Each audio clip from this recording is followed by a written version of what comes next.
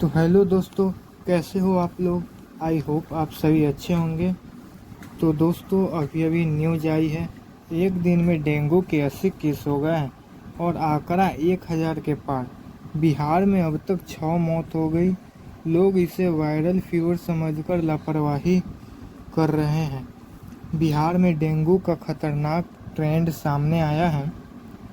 संक्रमण के 7 दिन के अंदर ही ये पेशेंट को काफ़ी कमज़ोर कर रहा है, जिससे मरीज की मौतें हो रही हैं। 24 घंटे के अंदर 2 मरीज की मौत ने स्वास्थ्य विभाग को भी चिंता में डाल दिया है। इस सीजन में पहली बार 6 सितंबर को एक दिन में 80 लोगों की रिपोर्ट पॉजिटिव आई है, जिसमें सबसे ज़्यादा पटना में 38 लोग डेंगू से संक्रमित पाए गए हैं।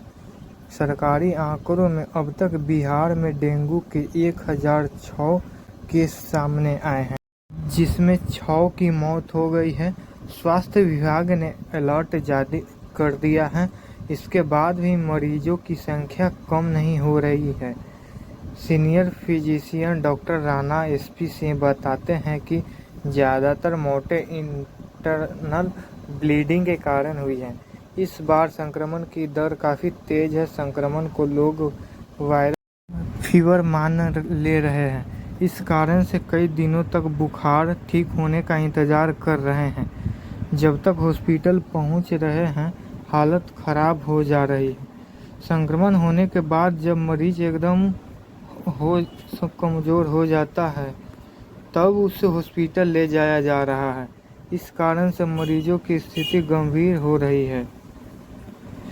संक्रमण के 7 दिन में मौत। गर्दनीबाग की रहने वाली 57 साल की पूनम सिन्हा डेंगू के कारण गर्दनीबाग की रहने वाली 57 साल की पूनम सिन्हा डेंगू से संक्रमित हुई थी। जांच रिपोर्ट पॉजिटिव आने के बाद घरवालों ने 31 अगस्त को Patna medical college and hospital में भर्ती कराया था। कम समय में ही पूनम को डेंगू ने कमज़ोर कर दिया।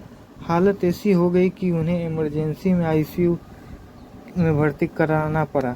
डॉक्टर के प्रयास के बाद भी उनका प्लेटलेट तेज़ी से डाउन हुआ और इलाज के दौरान कल उनकी मौत हो गई।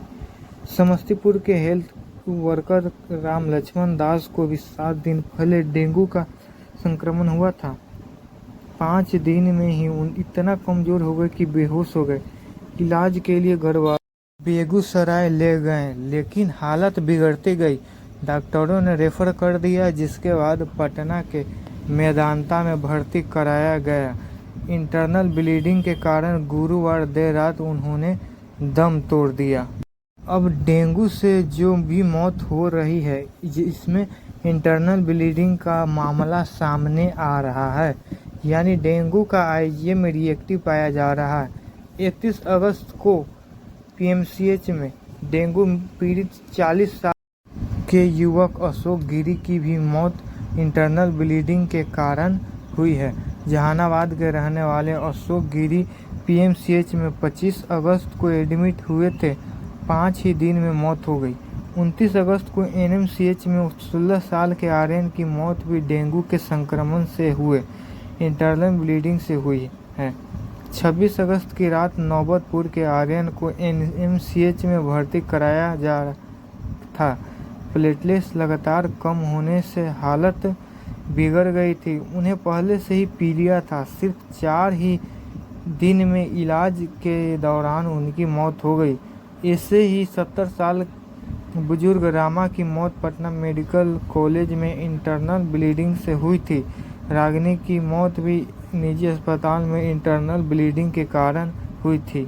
डेंगू का सीजन जनवरी से ही शुरू हो जाता है, लेकिन मानसून ख़त्म होते ही इसमें तेज़ी आ जाती है। जब तक मौसम ठंडा नहीं हो जाता, तब तक इसका असर रहता है। कम बरसात होने के कारण भी डेंगू की रफ्तार तेज़ी से बढ़ती है।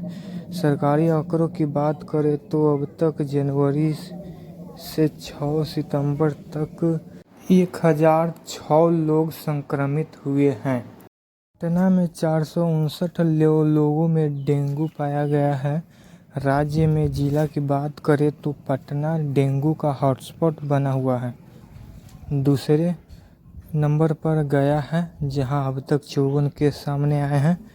मुजफ्फरपुर में 53 और समस्तीपुर में 46, नालंदा में 39 और वैशाली में 28 और पूर्णिया में भी 28 मामले आए हैं।